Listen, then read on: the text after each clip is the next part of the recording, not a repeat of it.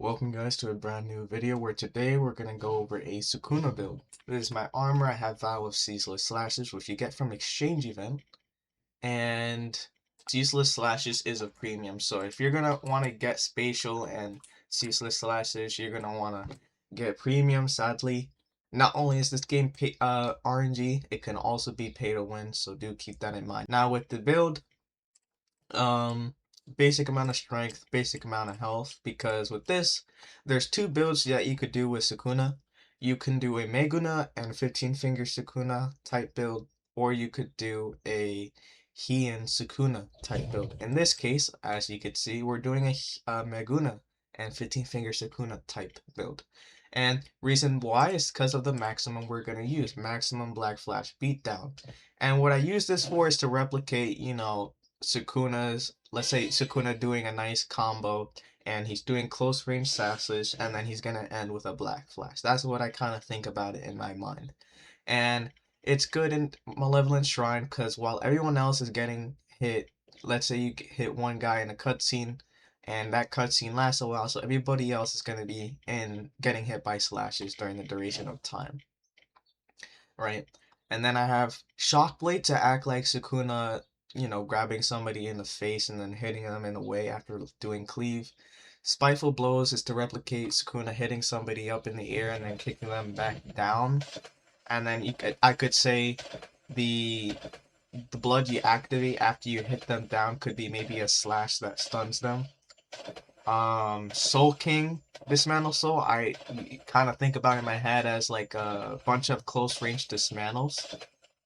Superhuman Blitz could replicate Sukuna's speed and grabbing somebody in the face and smashing them into the ground, like what we saw him do against Jogo, where he grabbed Jogo in the face and slammed him through a building. Flame Arrow, because I have Nuke Fuga, so in the domain I could build up my fuel bar and then nuke everybody in the domain. But when you're getting jumped, it could be kind of difficult, so just keep that in mind, but I do have it there available. If you don't have Nuke Fuga, or if you're not confident you're able to fill up the fuel bar in time, you could replace Flame Arrow with Rend or Switch, or you could replace it with Splice Cannon. Any one of those works, right? And then if you want to do a Heian Sukuna type build, you're going to replace Dismantled Soul with Dismantle, and you're going to replace Black Flash Beatdown with Heian Awakening. That way you have the option of World Cutting Slash, or you're also going to want Flame Arrow, because when you're in the Heian Awakening, you don't have to be in your domain to use Nuke Fuga. You could do it outside the domain as well. So that's why you have it. So you have the option of Nuke Fuga or World Cutting Slash, and you could also heal off of the maximum. But that's kind of how it works. Now let me fix this.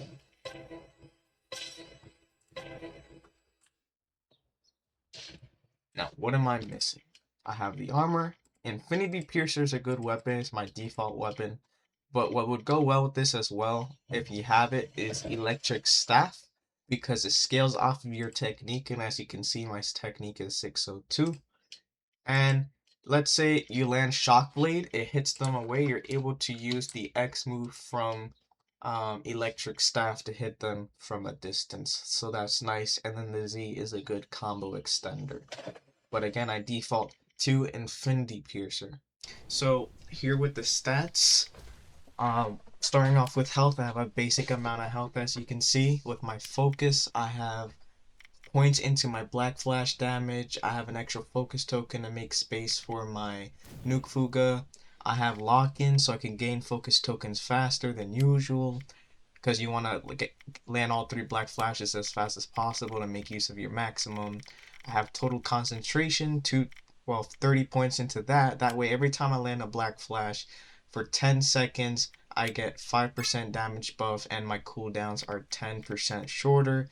Again, to make use of my Black Flashes, since we're going to be using Black Flashes instead of RCT, that way we make use of our maximum technique.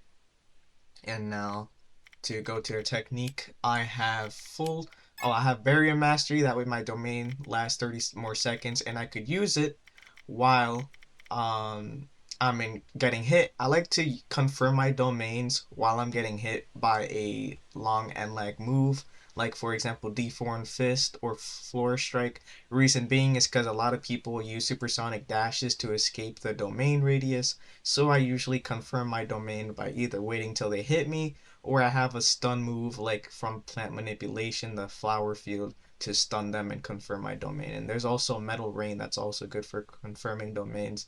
But yes, you will want to confirm your domains, otherwise skilled people will escape. So do keep that in mind.